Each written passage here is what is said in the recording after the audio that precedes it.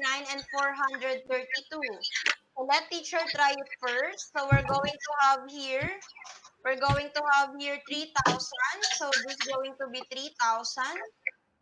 So teacher will do this first. So you have the 2,000 plus 0. Since you have 0 here, just write 0 plus, what will happen to your 5 here? You're going to have here 50. So Will 5, we write that again? yes. This is another problem. We have here 3,059 minus 432. Yes, Bia, you can wash your hands. So what will happen to your 9 is just copy 9. So that you have here 9. So what will happen to 2 here? 432. Just copy 2, this one. So plus, what will happen to your 3 here? That's going to be 30.